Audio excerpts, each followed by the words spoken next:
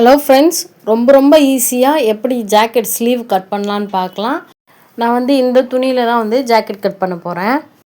குறைஞ்சபட்சம் ஒரு 80 சென்டிமீட்டராவது கொடுத்துருப்பாங்க. இதில் 72 சென்டிமீட்டர் தான் இருக்குது.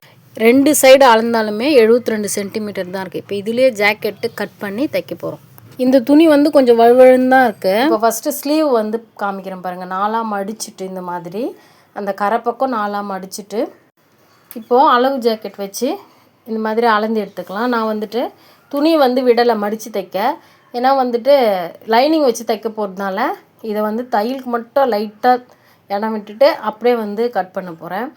நம்ம லைனிங் வைக்காமல் மடித்து தைக்கிறோம் அப்படின்னா நம்ம துணி விட்டலாம் தையலுக்கு. இது லைனிங் வைக்க போகிறதுனால அப்படியே கீழே மார்க் பண்ணிவிட்டு மேலே அந்த தையலுக்கு கொஞ்சம் ஒரு 1/2 இன்ச்சுக்கு தள்ளி மார்க் பண்ணிக்கணும் தையலுக்காக. இப்போது நம்ம கீழேயும் மார்க் பண்ணியாச்சு, மேலேயும் பண்ணியாச்சு. அப்படியே ரவுண்ட் ஷேப் கை வரைஞ்சிட்டே வர வேண்டியது தான், அவ்வளோதான். அதுக்கப்புறம் கையை கட் பண்ணிவிட்டு மேலே அந்த அர்க்காத் போட்டு விட்டுக்கலாம் சின்னதாக. அப்போ தான் அடையாளம் தெரியும். கீழேயும் ஜாயிண்ட்டு கட் பண்ணிவிட்டு மேலே லைட்டாக குடஞ்சி வெட்டணும். அதனால் லைட்டாக மேல் பீஸில் இந்த மாதிரி வளைவு வரைஞ்சி அதை கட் பண்ணிக்கலாம். மேலே இருக்க 2 பீஸ் மட்டும்தான் கட் பண்ணணும், மொத்தமாக சேர்த்து கட் பண்ணக்கூடாது.